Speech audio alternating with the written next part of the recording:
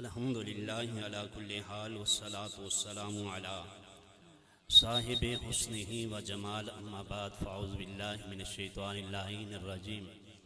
بسم اللہ الرحمن الرحیم ببرکتہ ان اللہ و ملائکتہ یصلون علی النبی یا ایہا الذین آمنوا صلوا علیہ وسلموا تسلیما اللہم صلی علی سیدنا و مولانا محمد و علی آل سیدنا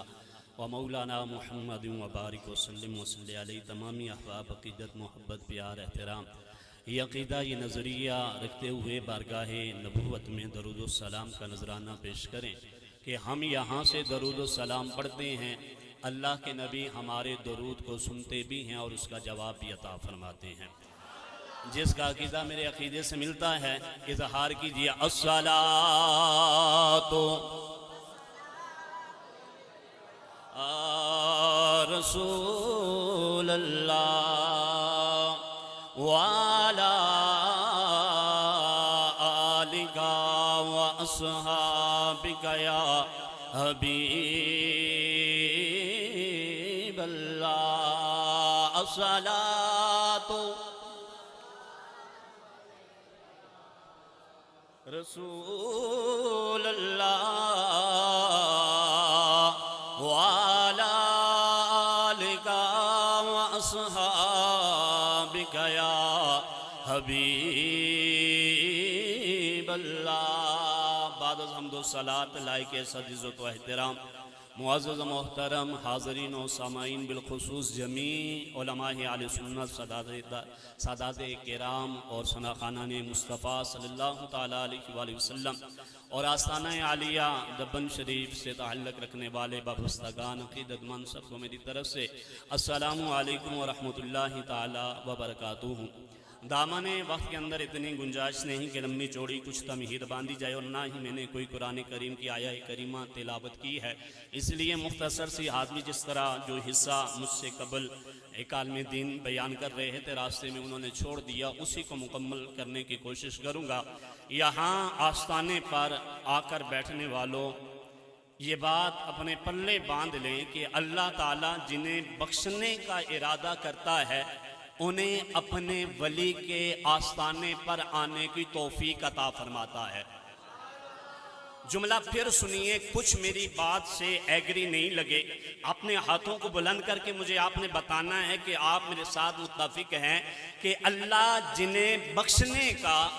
ارادہ رکھتا ہے، ارادہ فرما لیتا ہے، انہیں اپنے ولی کی چوکھٹ آستانے پر آنے کی توفیق عطا فرماتا ہے۔ اور یہ بات میری اپنی طرف سے قبلہ علامہ لیاقت عباسی صاحب اپنی طرف سے نہیں بلکہ اس پر جو روایت انہوں نے پڑھی کہ بنی اسرائیل کا وہ شخص کہ جس نے 99 قتل کیے، اب 99 قتل کرنے کے بعد اس کے دل کے اندر خیال آیا کہ اب سٹاپ کرنا چاہیے، بڑی گناہوں والی زندگی گزار چکی، اللہ کرے کہ اولیاء کے آستانوں پر جا کر ہمیں بھی یہ خیال آ جائے کہ اس سے پہلے بڑی نمازیں قضا کر دی، اب اللہ کے ولی کے آستانے پر گئے ہیں، اب سے نمازیں قضا نہیں فرمائیں گے۔ دعا کرو اللہ یہ توفیق عطا فرما دے۔ اب اس کے دل کے اندر یہ ارادہ نکلا کہ بڑی عیاشی بدماشی والی زندگی بسر کر لی، اب سٹاپ کر لینا چاہیے، رک جانا چاہیے۔ علاقے کے بڑے مشہور معروف عالم دین کے پاس گیا، کہا میں توبہ کرنا چاہتا ہوں، کہا گناہ کیا کیا ہے؟ کہا 1 2 4 5 10 12 14 16 18 20 کو نہیں بلکہ 99 کو قتل کیا ہے، لیکن اب ارادہ بن گیا ہے، اب اللہ مجھے ہدایت دینا چاہتا ہے، میں نے بڑی بدماشی کر لی، بڑی چور دراہٹ کر لی، اب دل کے اندر ارادہ ہے توبہ کروں، اب شاید اس طرف جاؤں تو اللہ سکون دے دے، آرام دے دے، اطمینان قلبی مل جائے، شاید زندگی کا مجھے جو ہے سکون میسر ہو جائے۔ لیکن وہ عالم دین آگے سے بولا، اس نے کہا یہ حقوق اللہ نہیں ہے، حقوق العباد ہے، ایک کو نہیں 99 کو قتل کیا ہے، ارادہ یہ رکھتا ہے بخشا جائے گا، نہیں تیری بخشش نہیں ہے، تجھے معافی نہیں مل سکتی، اسی طرح تو جو ہے گناہوں بڑی زندگی گزارے گا، مر جائے گا۔ دیش کے اندر آیا آ کر کہا چلو ویسے بھی تے 100 پورے کرنے نے، آہو سبحان اللہ، اسے آخر سنچری پوری کر لئیے جیرا ہے کہ اپنا جڑا 100 سکور رہندا ہے وہ بھی پورا کرا، اس کو بھی جو ہے قتل کر دیا، اب جو ہے وہ 100 پورے کا قاتل ہے، لیکن پھر بھی دل میں سکون نہیں ہے، اطمینان نہیں ہے۔ کسی اور عالم کے پاس گیا، پتہ چلا یہ عالم بھی ہے، ساتھ اللہ کے ولیوں سے پیار کرنے والا بھی ہے۔ اللہ اکبر کبیرہ، اللہ کے وہ بندہ جو 100 لوگوں کا شہید ہے، وہ چل پڑا، نکل پڑا اس عالم دین کے بعد جو عالم دین بھی تھا، اللہ کے ولیوں کو ماننے والا بھی تھا۔ جب ان کے پاس گیا، انہوں نے بٹھا کر پانی پلایا، وہ کہنے لگا اے میرے نبی صلی اللہ علیہ وآلہ وسلم کے غلام اور آقا علیہ السلام کی شریعت کے عاشق، میرے دل کے اندر ایک بڑی ہی ہلچل مچی ہے، میرا دل بڑا پریشان ہے، 100 بندوں کو قتل کر کے آ گیا ہوں، کیا مجھے معافی مل سکتی ہے؟ کیا مجھے معافی مل سکتی ہے؟ اللہ کی نگاہ رحمت ہو سکتی ہے؟ اس عالم دین نے کہا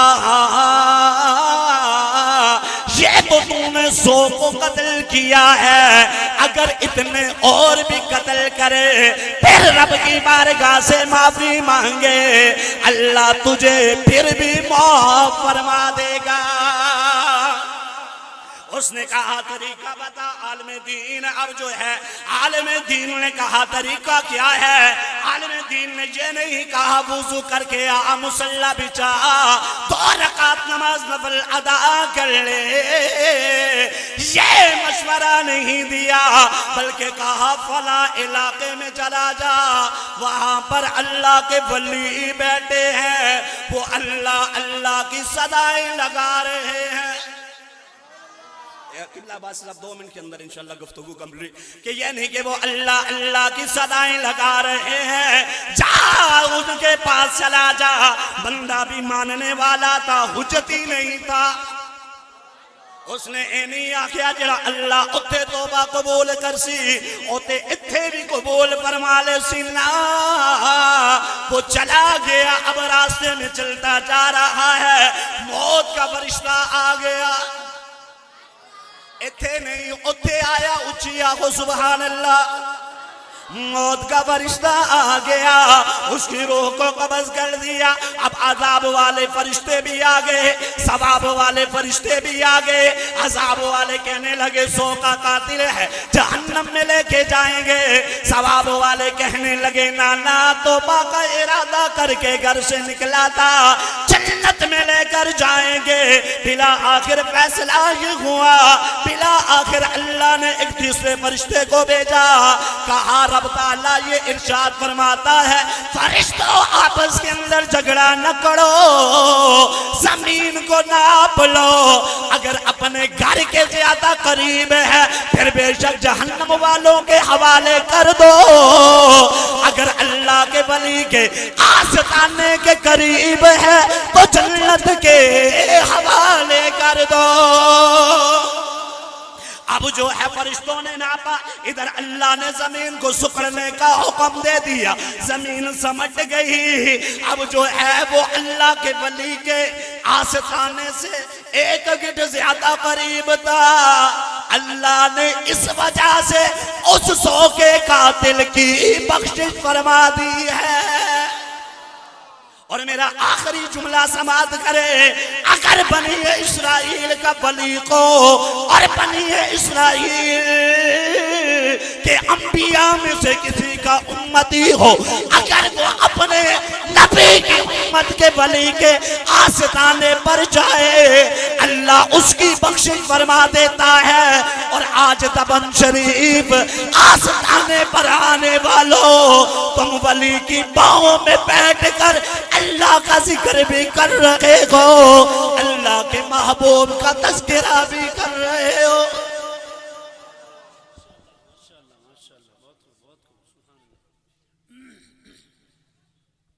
سبحان اللہ، بڑے خوبصورت انداز میں